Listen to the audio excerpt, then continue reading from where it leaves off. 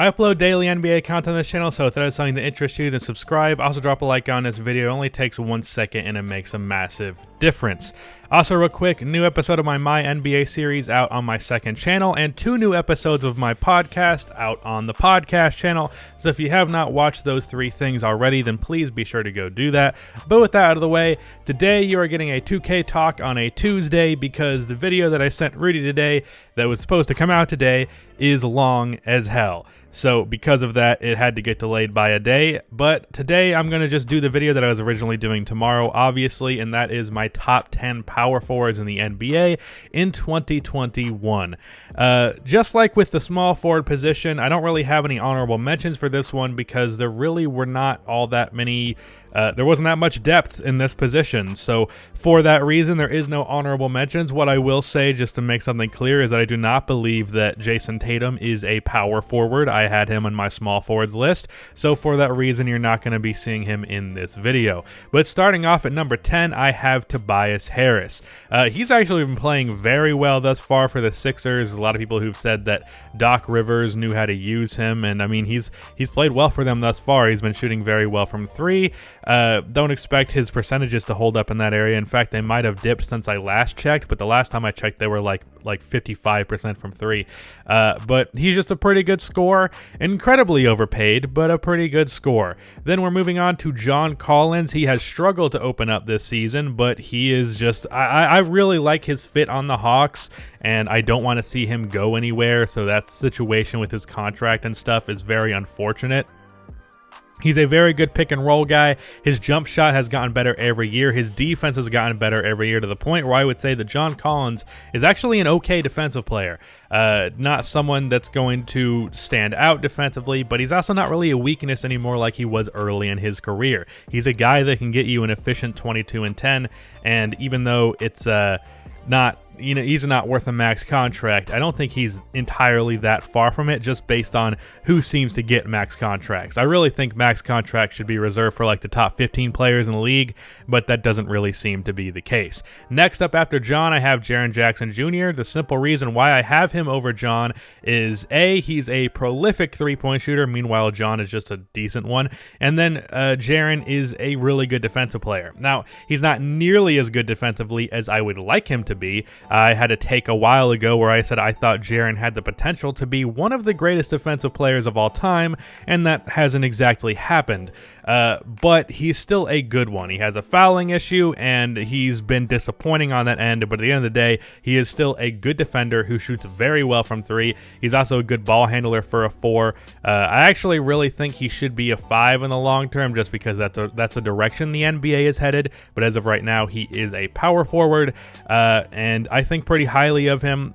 He's definitely not been as great as I would like him to be at this point in his career, but I still think he has potential to get pretty close to the expectations I laid originally.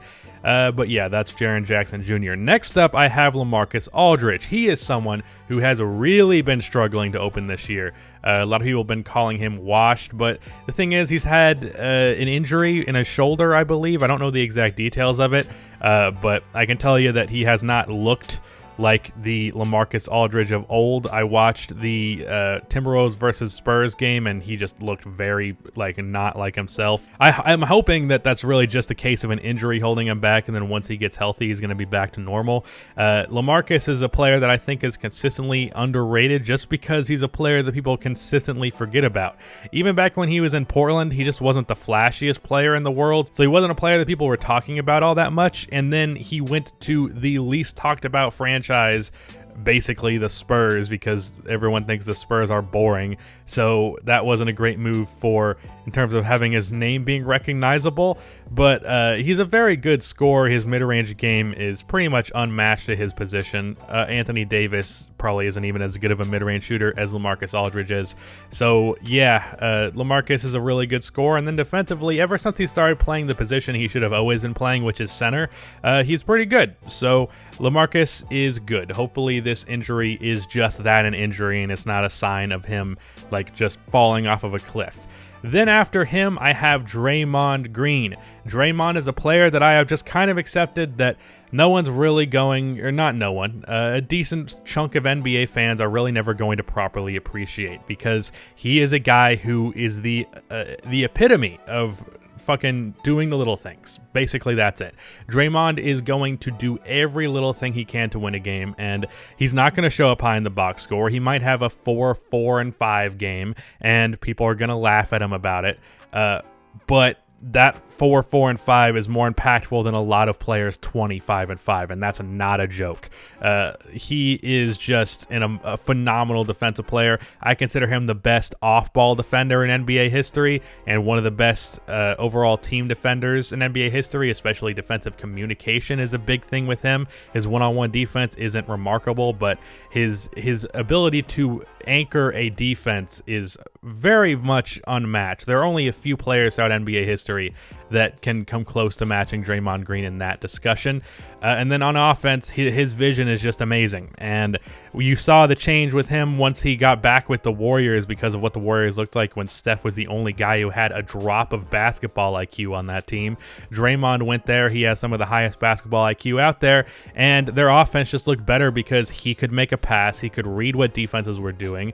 Even though he's not a skilled scorer by any means, he's still an offensive plus because of how knowledgeable he is.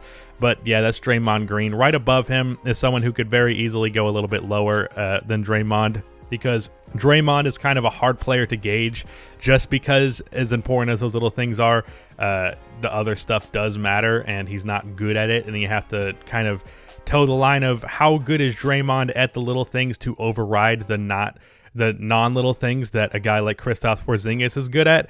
I think it's pretty close regardless. Kristaps is obviously much more of a scorer. He's a very good three-point shooter. He's a very good mid-range shooter. He's a guy who can get you 20 and 8.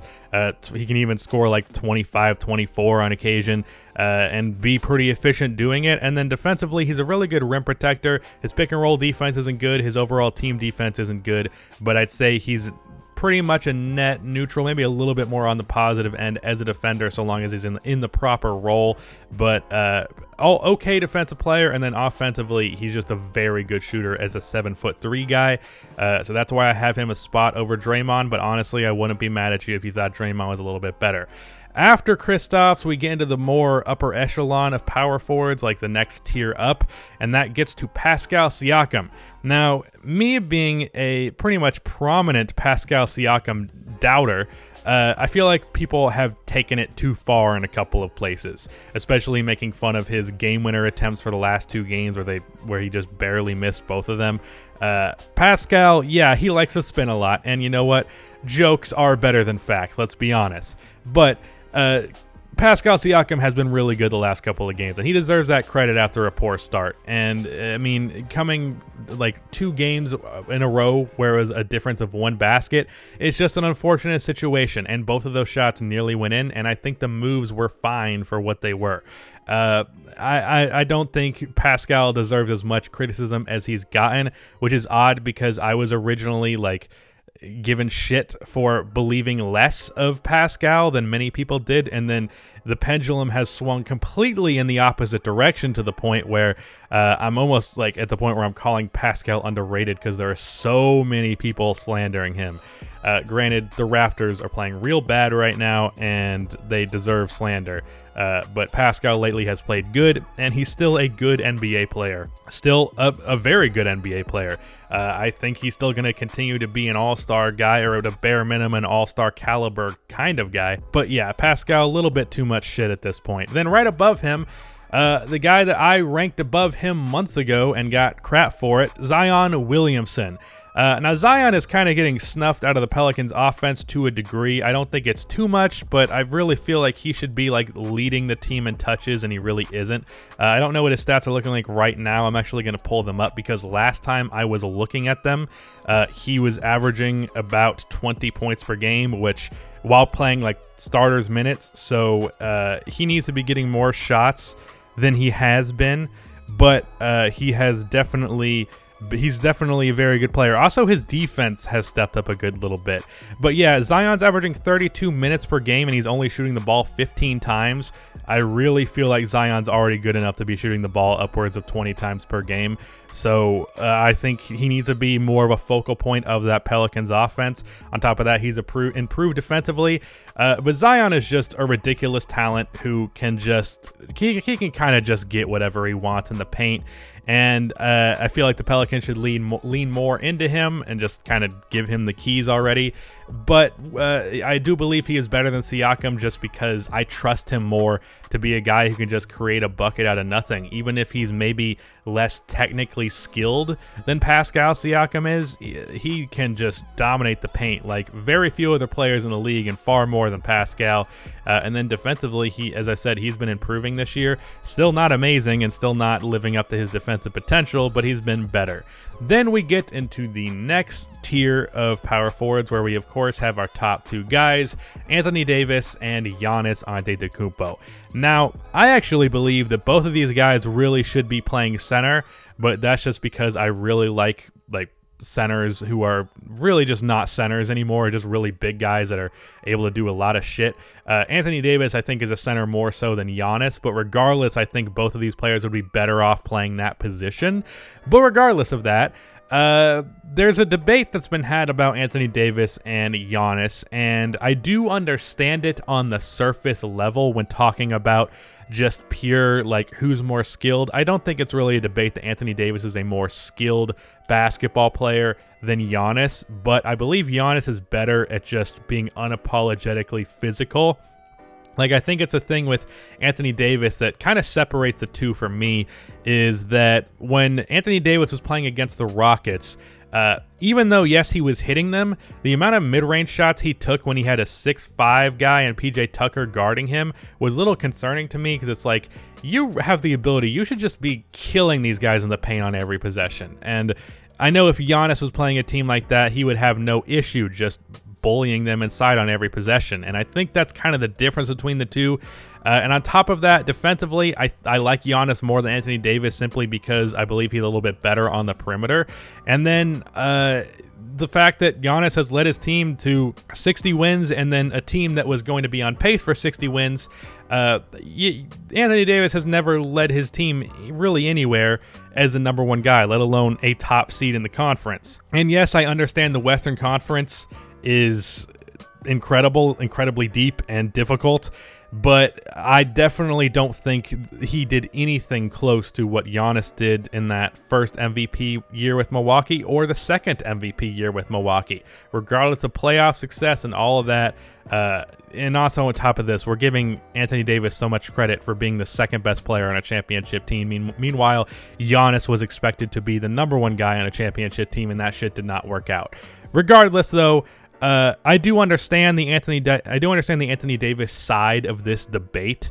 I am just not on that side. I believe Giannis is the best power forward in the NBA, with Anthony Davis being a relatively close second. So going down my top 10 list, Giannis at 1, Anthony Davis at 2, Zion Williamson at 3, Pascal Syakum at 4, Kristaps Porzingis at 5, Draymond at 6, Lamarcus Aldridge at 7, Jaron Jackson at 8, John Collins at 9, and Tobias Harris at 10. So those are my top 10 power forwards in the NBA in 2021. Again, go check out that Sixers video if you have not yet. Go check out those podcasts if you have not yet. I really enjoy doing the podcast, and we're going to start doing it more frequently. So go subscribe over there to watch those. But that is the end of this video. Please be sure to like and subscribe for more NBA content like this, and cue the outro music.